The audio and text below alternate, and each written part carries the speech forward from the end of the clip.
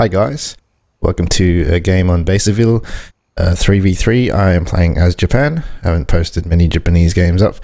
This is just a general pub game where I play versus average pub players.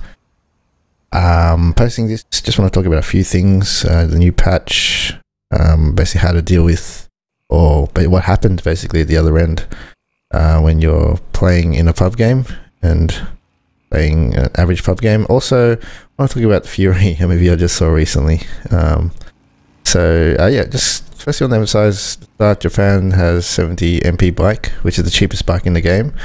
Only reason it's cheaper is because they don't have a Jeep, so it's viable for them. Since the last patch, all the other bikes have gone really expensive, so it's not as viable as the Jeep, in my opinion. I'd also like to emphasize that don't buy the bike and Jeep after the start, because I've heard a lot of players do that now watching the videos. It's only good at the start. After that, it's got very limited use. You can use it in some situations, but not to really dominate. It's only good at the start because you're only fighting infantry and an infantry squad that's not entrenched most of the time, because you can get into cover and deny, or get into position to deny the enemy cover, and that's why. So here you're going to try to flank the bike on the right for the guys behind the stone wall.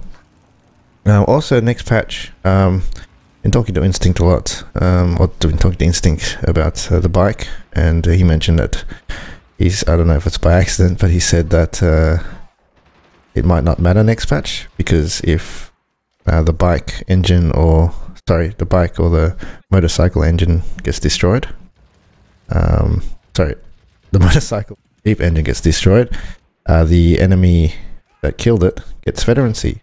So, ooh, okay. So that came out, and basically that, me, seems to think that there's a new mechanic we introduced, Veterancy. So that might be good to stop players being so careless with their units, such as the infantry spam, or just running infantry all over the place, which could be a good thing for gameplay. But also, I'm just a bit worried it might introduce a problem where people who win, or if you get a good start, it'll be hard to come back from for the enemy, because the units are going to get Veterancy and be better. So they could have more accuracy or better hit points. I'm not too sure. I was a bit weird wheelie there. So yeah, basically in this this scenario, just rushing here, getting Haga, because the Haga is very economical for Japan. It's one of the best units for money. Just keep spamming them. The enemy can't really counter it with a similar price unit. And also just getting infantry as soon as I can. Got to make sure the flow's there. Fighting 2 here, by the way. And yeah, I didn't spend in that little smoke explosion. I didn't think anyone would survive that, so I was a bit silly there. Got hit. A bit funny. So yeah, that should be interesting next patch for Veterancy as well. Seems like there's a few things introduced other than the increased player count, which will be awesome for in-houses. Been playing quite a good few in-houses these days, and this is a problem here most new players do. They just send tanks up, no infantry. The infantry over here, that's the other person infantry. This guy didn't actually take his own infantry as well down here as well. So with that problem is I can just run all around with single infantry, just do damage everywhere. And that's what happens basically if you don't keep the flow of infantry. At least 1 squad to 2 squads out. 2 squads if you have money. Always have 2 squads out in the field, in my opinion. Just go to Haga, keep pressuring, because I know he can't counter it. If he wants to counter it, he's going to spend a lot more than me. It's only 160 MP. It's the cost of a hard track, remember. So I'm going to keep the game light, basically. So I don't want to save money, but silly grenade there for me. Got another flank here. So just waiting for the Haga again to just do the damage. Yeah, so Fury. Have you guys seen it? If you haven't, I'm gonna probably talk. I want to talk about the battles and what I thought of them. So if you haven't seen it and don't want spoilers, yeah, cut off. So I thought it was a pretty good movie, basically. Similar to Saving Private Ryan, but instead it's in a tank. So you just follow the crew of a 76 German. It's good, but I want to talk mainly about the battles, not about the movie. The movie is quite realistic, I found, most of the time, other than the last battle. I found the dynamics of the actors, and also the way it's portrayed. The war, it's not like a complete Hollywood movie there's a good or bad, like the Americans are the good guys. It wasn't that clear in this movie, which was good. But talking about the battle, so the first battle, main one, we saw the Sherman 76s attack some Hedgegrove, trying to reinforce or to save a trapped division or infantry squad. And the infantry advanced behind the Sherman, which was a cool thing. I never really thought about that or saw that happen. The men of war, you send infantry by in front of tanks to get line of sight. But in this one, they were hiding behind the tanks while advancing, which makes sense. I think it's more realistic than men of war, because MG42s would have ripped those guys to shreds, and in AS2, it doesn't do that. MG42s can hit people and don't do too much. And also in open fields, I think the tanks should have better line of sight. And in men of war, they don't have no line of sight at all.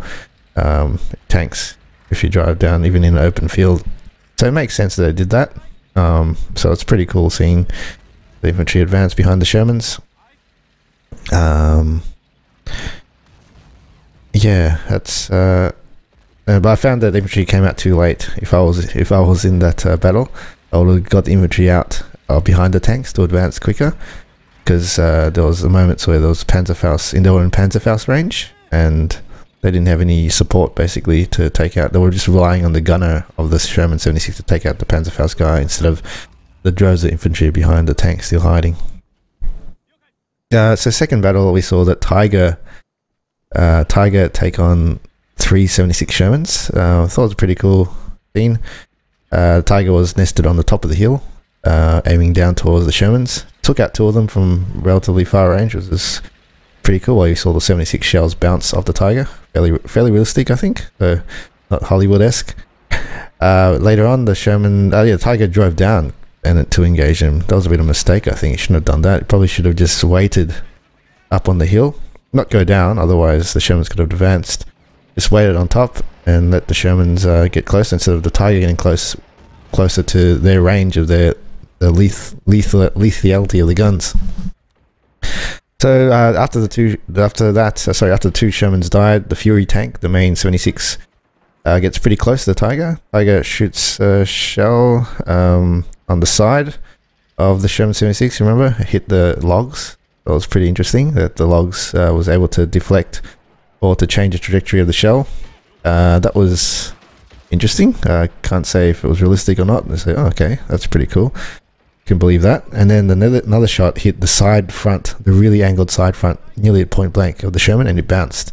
I can believe that too. That's happened in AS2. From my knowledge of AS2, I guess that's fairly realistic in ballistics. Then then the Sherman, after a couple of shots or many shots on the engine, it finally took it out. So that was a cool battle. I kind of thought, okay, that's pretty realistic. So still, it's not full of shit. But the last battle was full of shit, in my opinion. We saw the infantry, 300 guys, walking down that roadway.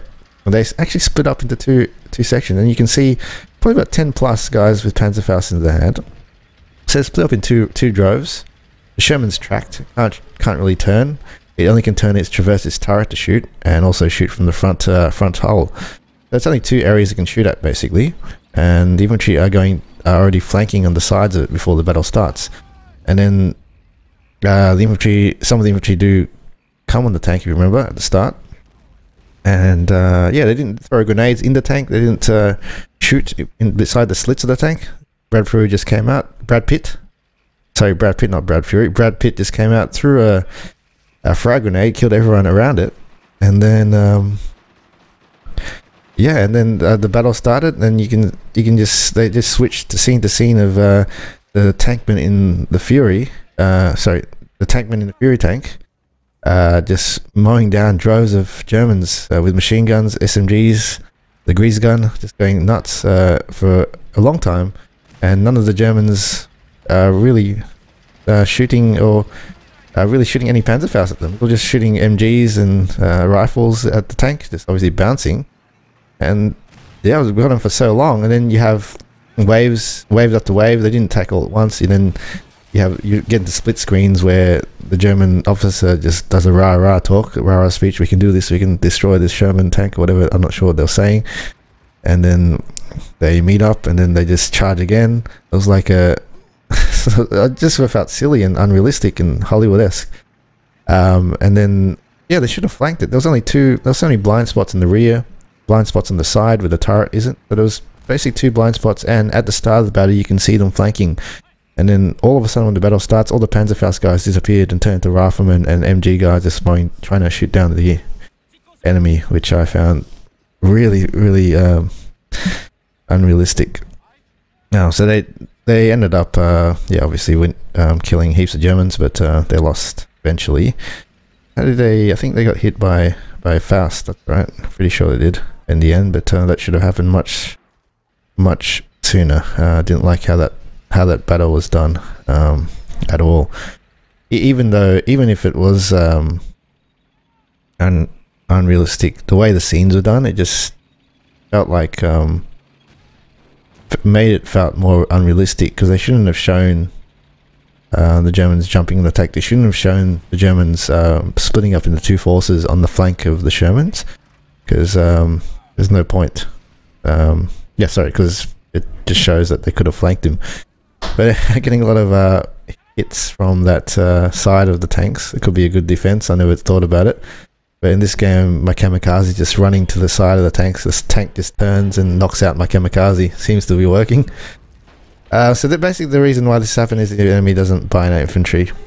And infantry is the #1 thing. You've got to have infantry superiority most of the time to have any other superiority. If you don't have infantry superiority, you should buy a 20mm not a tank, or some sort of infantry killer unit. So kamikazes here. Great in stealth, guys, for your new players, and yeah, just run to a tank, blow it up. If you don't blow up a tank, it's good for line of sight as well, even. So it's really cheap for 1 MP, guys. So don't discount it. So just for your new players out there, also, yeah, don't buy motorcycles and jeeps throughout the game. It's just at the very start. Where it's good. Can't be counted. So Veterancy should be exciting. Next patch should be good. Wondering when it's going to come. It's been almost a month. It's been 3 weeks since the last patch. So I'm guessing they usually do it at monthly intervals recently. So I think they're going to stick to that, most possibly.